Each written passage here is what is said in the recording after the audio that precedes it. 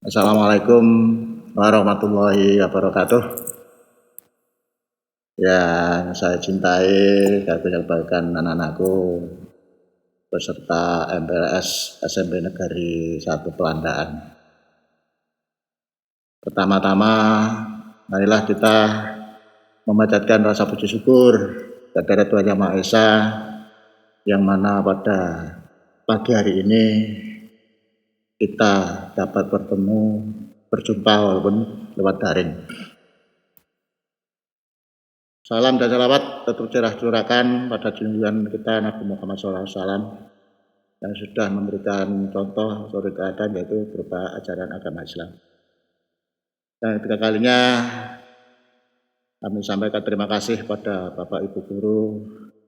Kami diberi kesempatan untuk memberikan materi narkoba pada peserta MPLS SMP Negeri 1 Pelandaan. Baik, anak-anakku yang saya cintai, saya banggakan.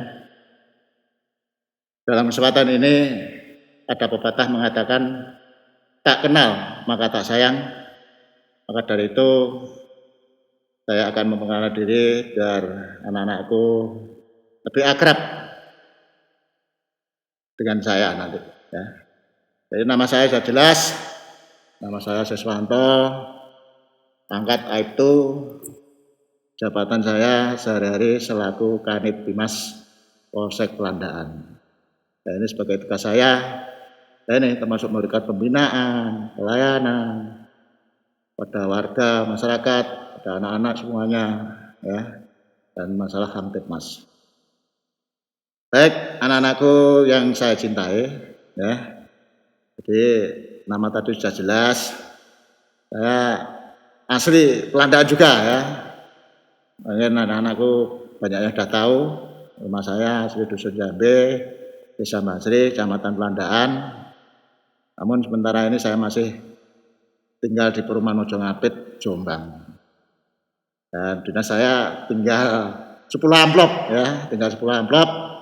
Nanti saya insya Allah pensiun pulang ke Bangsri atau ke Pelandaan. Ya, mohon doanya untuk anak-anakku, kita masih berikan kesehatan biar nanti kita bisa bertemu. Baik, anak-anakku sekalian, dalam kesempatan ini memberi materi masalah narkoba, yang mana narkoba ini sangat-sangat berbahaya di kalangan generasi pemuda dan generasi penerus bangsa negara yang kita cintai ini. Bahaya narkoba ini mungkin anak-anakku sudah mendengar, melihat secara langsung baik di medsos maupun di TV, di elektronik, ya, atau di berita-berita lain, ya. Karena narkoba ini sangat-sangat memprihatinkan di wilayah Indonesia. Kenapa saya katakan demikian? Karena narkoba ini kalau kita tidak bisa mensikapi, saya yakin Anda akan terperosok. Baik, anak-anakku, ya, lebih jelasnya nanti kita, nah ini pengertian masalah narkoba. Ya. Apa sih narkoba itu? Ya, pengertiannya. Narkoba itu merupakan singkatan dari narkotika. Jadi psikotropika dan bahan aktif aditif lainnya.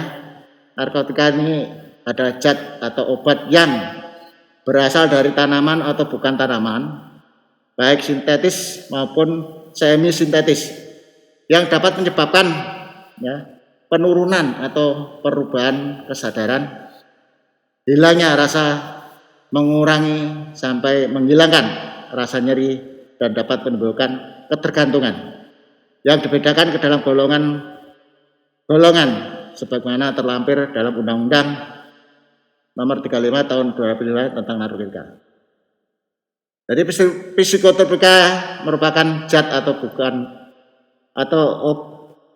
obat bukan narkotika, baik alamiah maupun sintetis, yang memiliki khasiat psikoaktif melalui pengaruh selektif pada susunan saraf pusat yang menyebabkan perubahan khas pada aktivitas mental dan perilaku.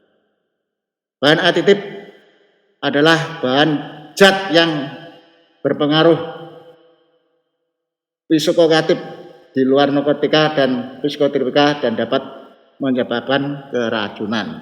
Ya, lanjut, ada lebih jelas. Ya.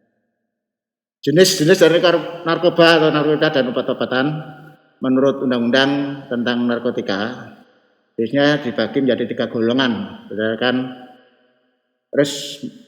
risiko ketergantungan. Narkotika golongan 1. Narkotika golongan 1 ini seperti ganja, opium, dan tanaman koka yang sangat berbahaya jika dikonsumsi karena risiko tinggi menimbulkan efek kecanduan.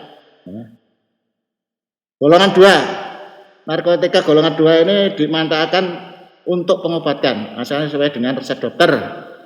Jenis dari golongan ini kurang lebih ada 85 jenis. Beberapa di antara seperti morfin, alfa-prodina, dan lain-lain. Golongan 2 ini juga berdurasi tinggi menimbulkan ketergantungan. Narkotika golongan 3. Narkotika golongan 3 ini memiliki risiko ketergantungan yang cukup ringan dan banyak dimanfaatkan sebagai pengobatan serta terapi. Ini contoh jenis narkotika. Ya, jenis narkotika ganja seperti ini. Ya. Alfa-prodana, ya, ini disebut gambar, opium, morfin, dan kokoa. Ya. Jadi anak-anakku nanti lebih jelas nanti di file sudah ada gambar jenis-jenis daripada narkotika. Lanjut, bahaya dan dampak pada hidup dan kesehatan. Ya, bahaya dan dampak narkoba pada hidup dan kesehatan. Yaitu depresiasi, ya, halusinasi, menurunkan tingkat kesadaran, kematian dan gangguan kualitas hidup. Contoh seperti gambar ini. Ya. Kalau sudah depresiasi, wah, nah ini kayak gambar coba dilihat nanti ya. Nah, ini halusinasi, membayangkannya tidak, agar juga sampai penurunan kematian. Ya. Makanya anak-anakku, ya, jangan sampai berharap mengenal masalah narkoba, ya, mengenal dalam arti terlibat langsung atau tidak langsung masalah narkoba. Ini sangat-sangat berbahaya. Ya. Kalau sudah terkena masalah narkoba, sulit, ya, karena ini ketergantungan. Sampai si pinter, si cantik, ya, yang ganteng, ya. Kalau sampai sudah kena narkoba ini, prestasi Anda akan turun karena malas nanti. Ya. Prestasi Anda akan turun, malas, ya. Orang cantiknya kayak apa ya kalau sudah kena narkoba, ya, contoh seperti gambar ini. Ya. Wajahnya dulu belum narkoba, keriput, karan parah, ya.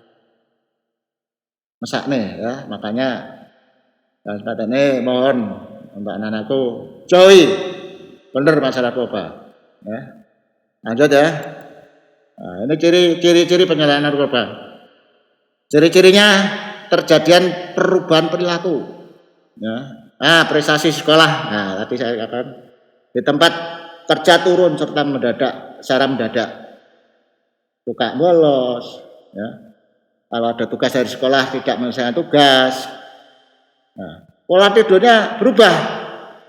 Ya. Malam suka begadang, paginya hari sulit dibangunkan. Selera makan berkurang, saraf-saraf semangat, sudah kejadian dari sini. Ya. Banyak menghindari pertemuan dengan keluarga lainnya, ya, karena takut ketahuan menggunakan. Ya. Banyak mengurung diri di kamar, menolak diajak makan bersama-sama oleh anggota keluarga lainnya. Bersikap lebih kasar terhadap anggota keluarga lainnya dibandingkan dengan sebelumnya. Ya, biasanya keluarga api, bagus, itu menjauhkan diri, ya. Perubahannya sangat kelihatan. Nah, jadi perubahan kelompok atau pertemanan.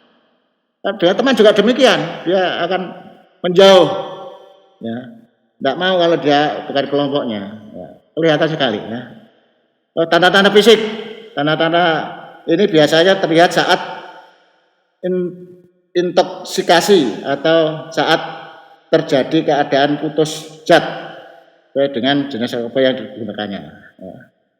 Jadi televisi kalau sudah putus dia tidak menggunakan, ini ada menggigil, ya, terus panas gak karuan dia meraung-raung dan sebagainya. Ya.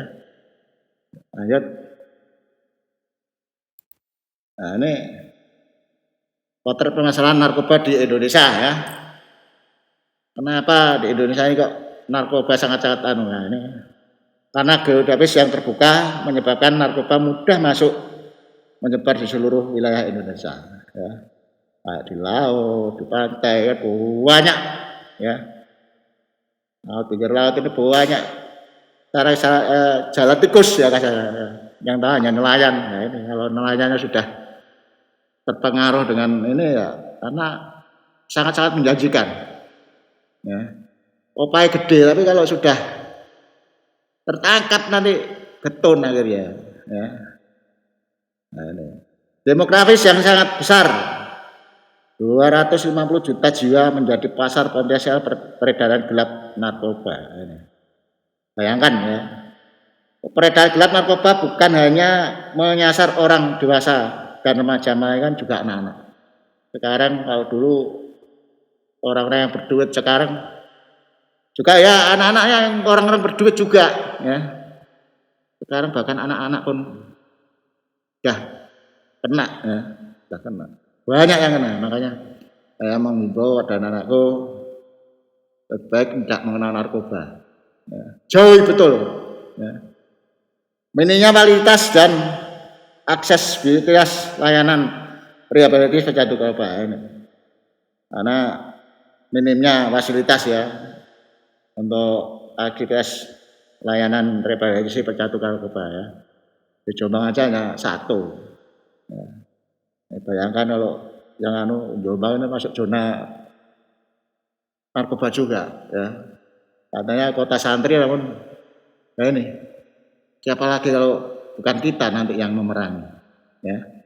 Kita yang memerangi termasuk generasi penerus ini ya. Jangan sampai generasi penerus ini sudah kecanduan narkoba nanti negara ini akan dibawa kemana. Yang sekarang ada pemudanya, remajanya.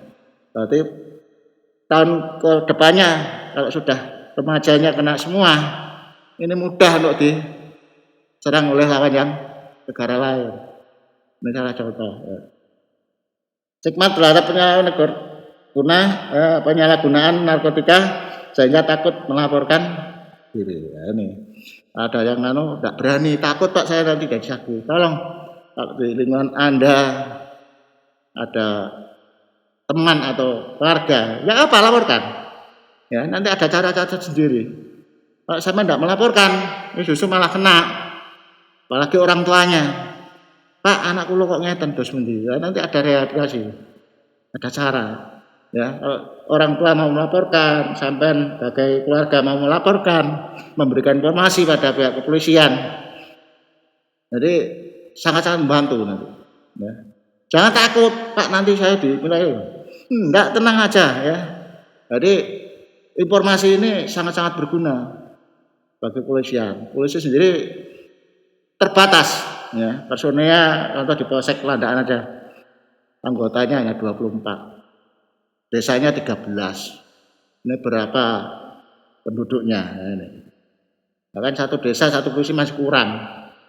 Ya, yang biaya itu. Makanya dengan mitra kerja ke masyarakat termasuk remajanya ini sangat-sangat penting sekali ya, dalam memberikan informasi pada petugas kepolisian.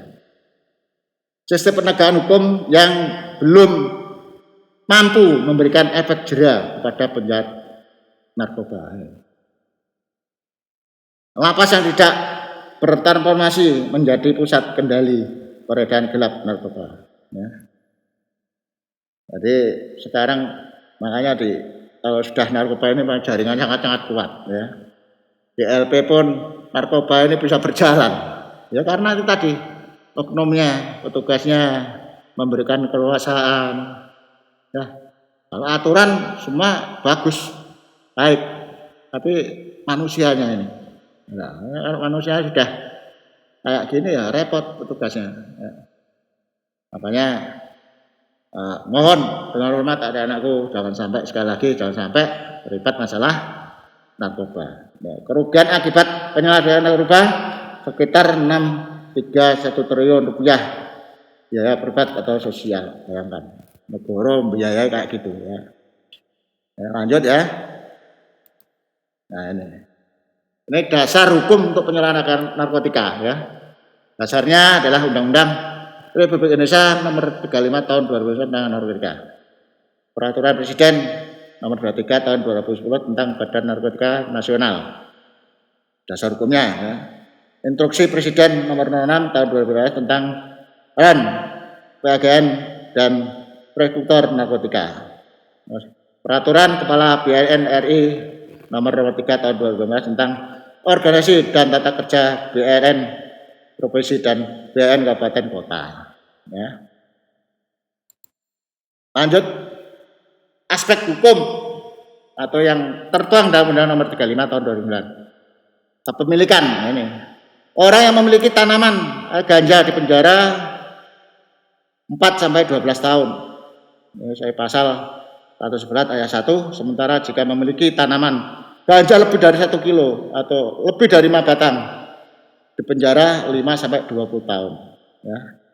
Bayangkan ditahan saulan ya nangis gak karuan ya, nek ditahan sampai gak ngono. Di penjara kayak apa rasanya? Siapa yang ingin? Coba anak-anakku. Ya, saya kira enggak ingin. Ini ada ya kejadian ya. Ini bukan masalah narkoba, ini nakal remaja. Ya. Dia kelai, akhirnya diamankan di polisi, belum ada 24 jam.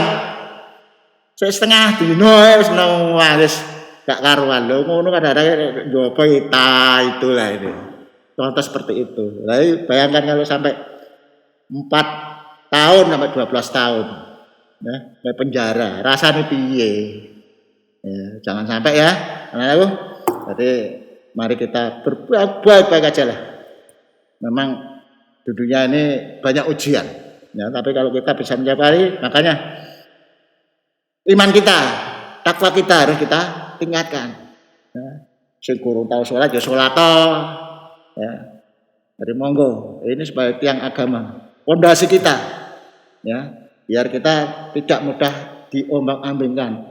Karena iman kita kuat, punya pedoman, punya pegangan. Ya.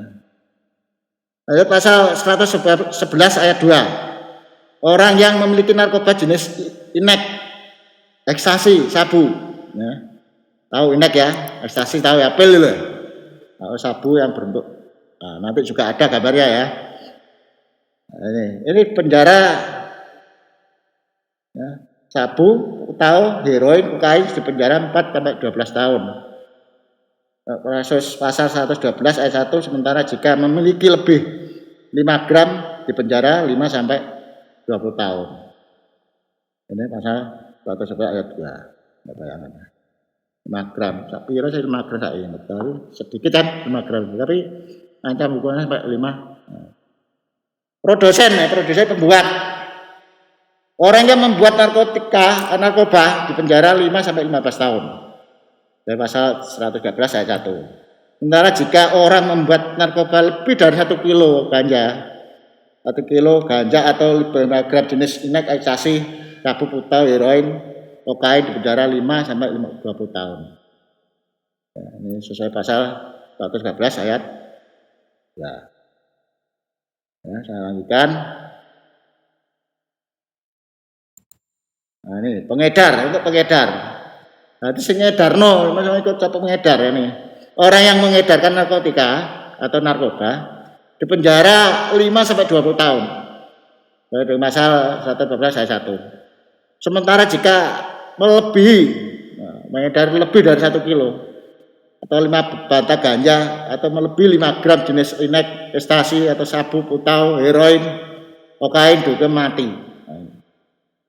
Sampai pengedar sampai dihukum mati ya. Lebih dari 5 gram. Ya. Sesuai pasal 114 ayat 2. Ya. Kurir, nah ini yang biasa dikongkon kurir ya. Tahu kurir yang disuruh. Ya, biasanya jaringan korban ini membuat memerintah atau memiliki anak ya. Katanya anak tidak bisa ditahan, bisa ngatakan siapa nggak bisa. Jadi anaknya kadang-kadang mudah, ya. Kayak apa hak mana sewake padahal ini resikonya juga tinggi, ya. Jadi kurir ini orang yang menjadi kurir narkoba di penjara 4 sampai 12 tahun. Nah, sampai umur 12 tahun di penjara sampai 12 tahun untuk penjara seberang tahun, ya. Umur 24 penjara. Rasanya piye, ya. Makanya jangan sekali-kali sampai menjadi kurir, ya. Ini sementara untuk jika melebihi 1 kilo atau 5 batang ganja atau melebihi 5 gram jenis inek, ekstasi, sabu, putau, heroin, kokain, itu pasal sesuai dengan pasal 115. Ya. Pemakai, orang yang memakai narkoba di penjara, nah ini saya mengguna pemakai, ini di penjara 1 sampai 4 tahun. Sesuai dengan pasal 127 ayat 1. Ya, ayat ya. Nah, wajib lapor, ya, saya tadi kan katakan wajib lapor. Pecandu narkoba atau narkotika dan korban penyalahgunaan narkotika wajib menjalani rehabilitasi medis dan rehabilitasi sosial. Ya. Jadi orang tua dari pecandu dewasa anak wajib lapor ke puskesmas atau rumah sakit lembaga rehabilitasi. Pasal 55 ayat 1 dan ayat 2 sesuai dengan Peraturan Menteri Kesehatan nomor HK 0202 Menkes 615 garing 2016 tentang institusi penerimaan wajib lapor. Jadi orang tua kalau anaknya yang terkena pecandu narkoba ini wajib lapor, ya. Orang tua wali atau pecandu biasa anak-anak tidak lapor sebagai sanksi kurungan 6 bulan. Bapaknya ngerti tapi gak laporan, ya. Lalu konan polisi, bapaknya kena penjara, padahal gak melok gak kena laporan soalnya. Ini hukumannya 6 bulan. Salahku apa Pak? Ya, sampean tahu anak sampean ngono gak ngomong laporo. Jadi nanti ada pembinaan atau rehabilitasi. Ya. Jadi anak-anakku juga tolong ini ya dipahami nanti diperjelas materi ini flashdisknya nanti akan dilaksanakan pada ibu guru, jadi nanti bisa untuk dipelajari lebih lanjut. Ya, lanjut ya. Nah, ini ancaman hukum bagi penyalahguna narkotika dan jenis hukumannya. Ya. Dari Undang-Undang Nomor 35 Tahun 2009 tentang ya. Jadi tanaman pelihara milik simpan, kuasai, ya, sediakan golongan 1. Ya, saya bilang tadi pasal 111 sampai 112 ancaman 4 sampai 12 tahun dan denda 600 juta sampai 8 miliar. Bayangkan. Terus awak dhewe gak ngatasi cara bayar dendane tok ae. Ya. Golongan 2 3 sampai 10 tahun. Dan denda pasal 117 denda 600 juta sampai 5 miliar. Golongan 3 ya, 2 sampai 7 tahun. Ya, pasal 122 denda 400 juta sampai 3 miliar. Ini yang ya. Terus produksi, impor, ekspor atau menyalurkan, ya, golongan 1. Dari pasal 113 ancaman 5 sampai 8 tahun, denda 1 M sampai 10 M. Ya. Jadi ini sudah ada kriteria golongan perusahaannya buahnya, dendanya berapa, ini sudah tertera semua. Nanti lebih jelasnya adik-adik nanti bisa melihat di softcopy-nya atau di flashdisk-nya nanti di ibu guru, ya. Peran serta masyarakat atau siswa. Ya. Saya dengan masyarakat mempunyai kesempatan yang seluas-luasnya untuk berperan serta dalam pencegahan dan pemberantasan penyalahgunaan dan peredaran gelap narkotika dan prekursor narkotika. Jadi ini ada anak atau anak-anakku juga ikut peran serta, ya. Dan maka untuk berperan serta dalam menanggulangi dan pencegahan daripada pemberantasan penyalahgunaan narkotika sesuai dengan pasal 104.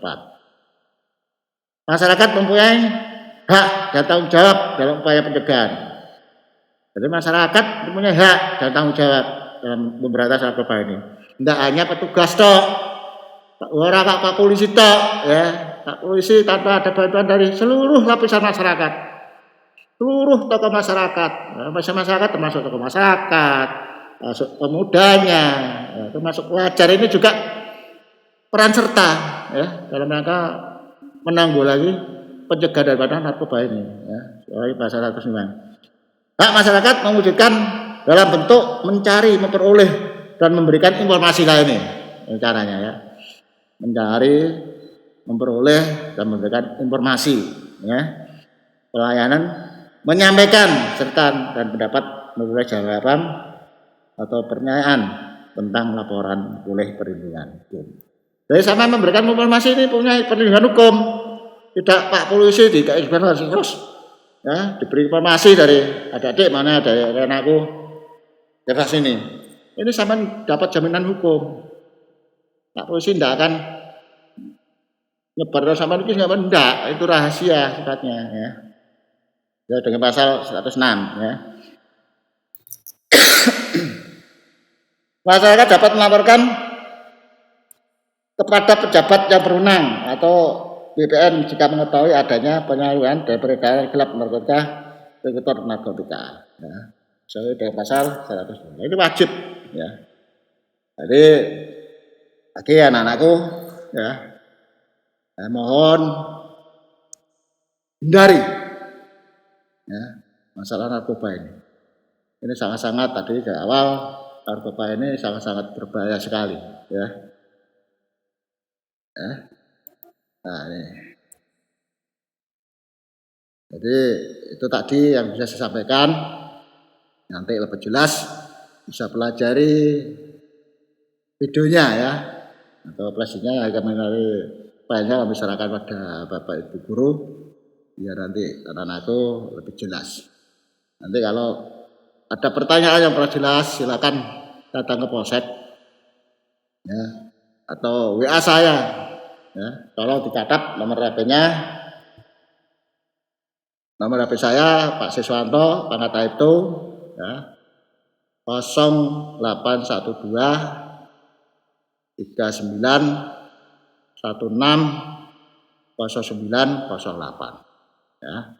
Lewat WA bisa, ya. Nanti kalau kurang jelas tanya Ibu Yeni, ya, kakak siswa, ya, kakak siswa SMP sini, ya. Begitu anak-anakku, sekali lagi, ya, walaupun kita daring di rumah, saya pesan dengan situasi sekarang anak-anakku sudah tahu bahwa penyebaran COVID di wilayah Jombang ini termasuk zona merah, Pelandaan sendiri sudah zona merah. Untuk itu kami mohon anak-anakku tetap jaga prokes, ya, 5M ini tetap dijaga, ya, pakai masker, cuci tangan, jaga jarak, hindari kerumunan, ya, biar kita minimal selamat dari bahaya COVID-19. Dan tak lupa mari kita berdoa bersama-sama, mudah-mudahan wabah yang menimpa Indonesia, ya, dan juga umumnya dunia ini segera dilenyapkan dari bumi tercinta ini. Mari kita membaca Fatihah bersama-sama biar kita juga dijauhkan dari bahaya dari COVID ini. Al-Fatihah. A'udzubillahi minasyaitonir rajim. Bismillahirrahmanirrahim. Alhamdulillahirabbil alamin arrahmanirrahim maliki yaumiddin. Iyyaka na'budu wa iyyaka nasta'in. Ihdinas siratal mustaqim. Shiratal ladzina an'amta 'alaihim ghairil maghdubi 'alaihim.